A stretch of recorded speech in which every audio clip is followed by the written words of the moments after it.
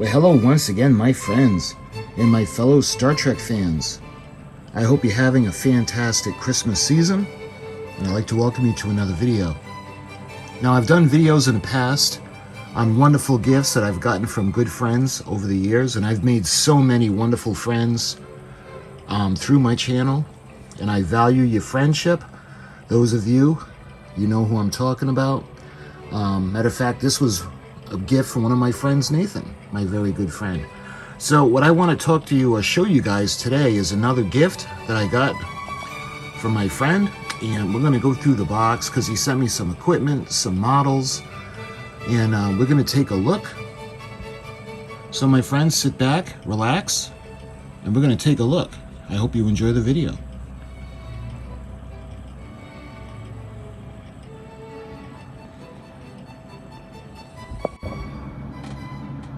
Okay, so there was a big box that he sent me, and we're going to take a look. Incidentally, it's my friend, good friend, Gary. I don't know if I mentioned his name in the introduction or not, but we're going to take a look at all the little things that he sent me. And again, Gary, thank you so much. I hope you have a fantastic Christmas and a Happy New Year. And because he knows I'm a diehard Star Trek nut, we're going to start off with one of the things that he sent me, which is the reissue of the USS Enterprise. This is in the 1/1000 scale, and this is with the 1/1000 Botany Bay that accompanies it. Now, I made this kit a while ago. I had just gotten the air gun, and I was working about doing the rust ring and the little green areas that were on the Enterprise as I was using the Smithsonian as a model. So instead of putting the Botany Bay on the armature, which was made famous by that shot in the studio at Paramount, I decided to do it separately because they give you the base with the metal support rod and the dome, and they also give you the base from the ship before they introduced the dome with the metal support rod. And that's what I ended up using for the Botany Bay. And for my first attempt, I didn't think it came out too bad, but I wanted to start with this. Again, the molding, everything in this kit is the same. Nothing's changed except the box art. And you can see some of the other goodies that they offer. The, let's see, is that the Chrono? Yep, the Kronos 1. We've got the USS Grissom, and we've got the shuttlecraft Galileo, and I've shown you all these kits. And you can see the decal sheet. Here's the metal support rod and the armature that supports the ship model, just like they had in the studio. And on the back, you can see you can also do it in 3 different versions. You can do the ship in the first pilot, the second pilot, or the production version. And when it comes to this video, I'm not going to go through everything that he gives me. I'm just going to introduce you to them, because remember, this is going to be its own video down the road. So this is the first thing that I wanted to show you guys. Next up is pretty amusing because he told me he had cut the box that the Batmobile came in. Incidentally, this is the Batmobile model kit. And because the box was destroyed, he ended up cutting the picture out, and he actually scotch taped it over to the Spider-Man, MPC Spider-Man box. So don't be fooled. It's not Spider-Man, it's actually the Batmobile. Let's see, is it taped? Yeah, it's taped shut. So we'll take a look at that when we build it. I've shown you the Batmobile before, but I think this one, I don't know if this one is the deluxe version or not, but we'll see when we open it up. Again, it's the Batmobile. It's not Spider-Man, but it is in a Spider-Man box. We got this little, I'll do the smaller boxes that are readily available. It looks like we have a little vise. And this is always useful. Let me see how big it is, especially for doing hulls.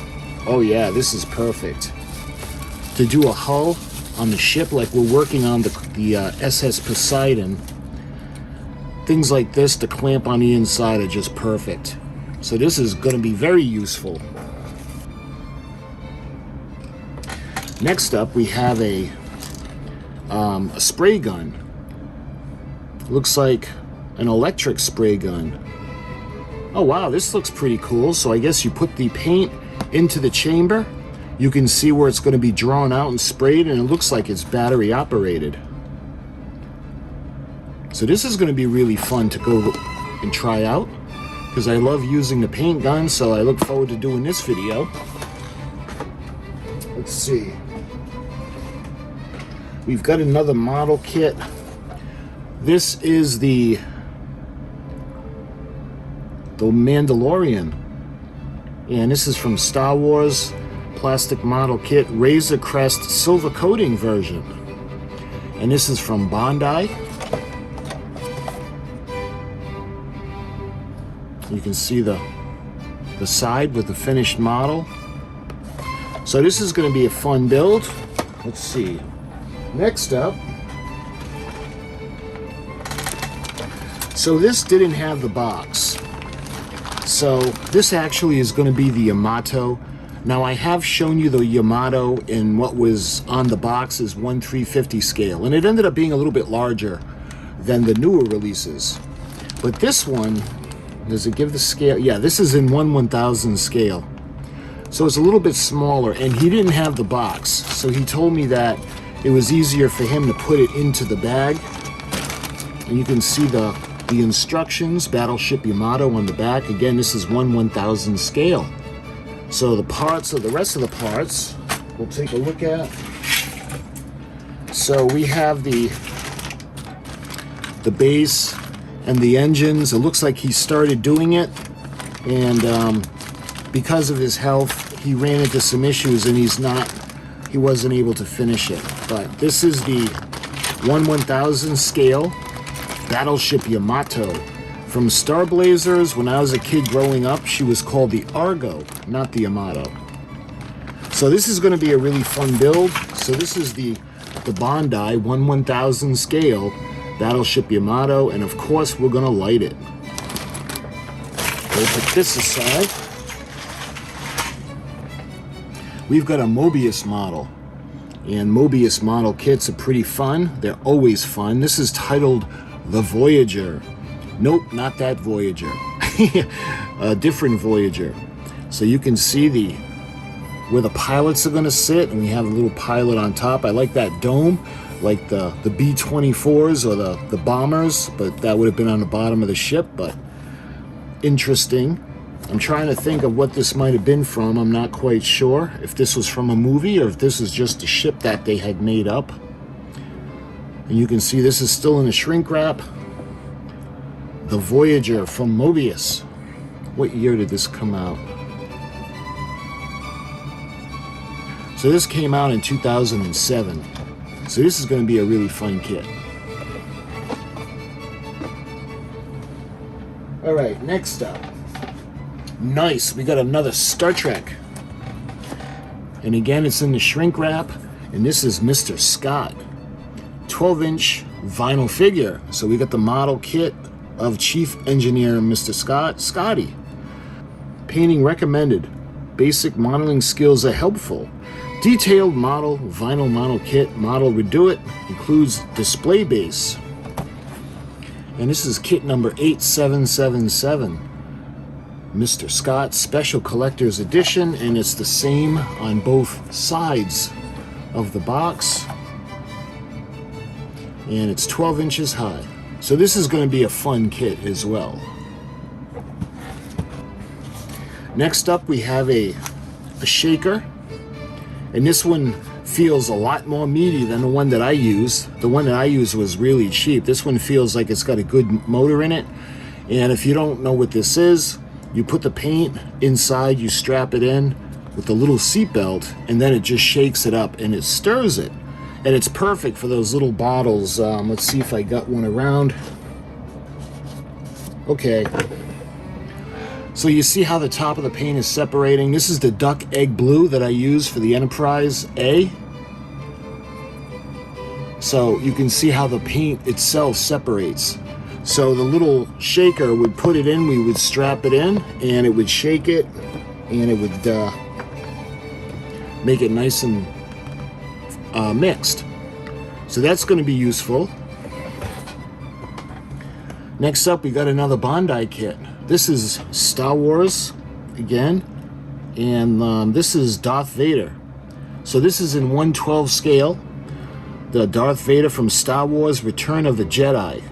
You can see the way he looks, and with his mask or his helmet, you can see the way the molding looks. New technology.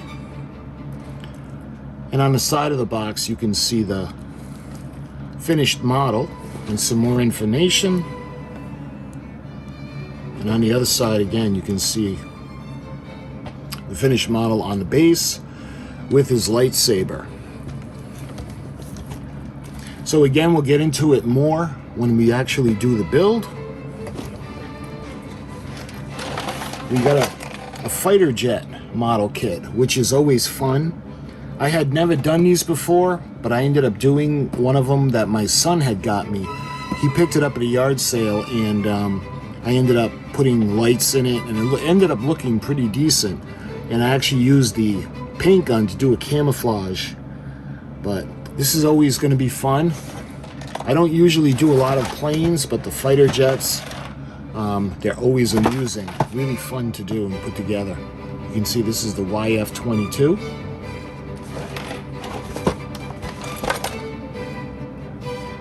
So that's going to be fun. Okay, we got another Star Wars kit. And this is a remote control R2-D2 from Star Wars. You can see him on the box cover. Remote control R2-D2. You can see the features: 2-channel forward and backwards, remote control, high speed. You can see the remote control right there. So, when was this released? This came out in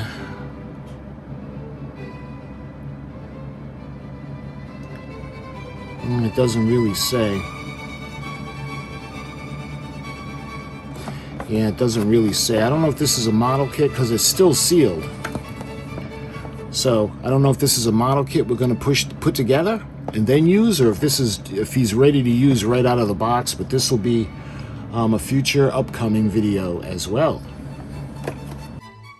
So there you have it, my friends. All the little goodies that he sent me. Again, I've got the YF-22, the ATF fighter plane. We've got the Mr. Scott figure, 12-inch vinyl. We've got the shaker, the paint shaker. We've got the little vise. And we have the Enterprise, the reissue of the 1/1000 scale with the Reliant. With the Botany Bay. And then we have the 1/1000 scale Bondi Yamato space battleship. And we have the Voyager from Mobius. We have the Darth Vader. We have the Mandalorian. And then we have the Batmobile. Again, it's in the Spider-Man box. And then we have the battery-operated handheld paint sprayer gun. So, my friend, Gary, thank you so much for these gifts. I look forward to doing each one. And I'll pay you homage as the one that gave me these wonderful things. And until my videos on these, I thank you guys so much for watching. I hope you have a very Merry Christmas and a very Happy New Year. And until my next video, I'll talk to you guys soon.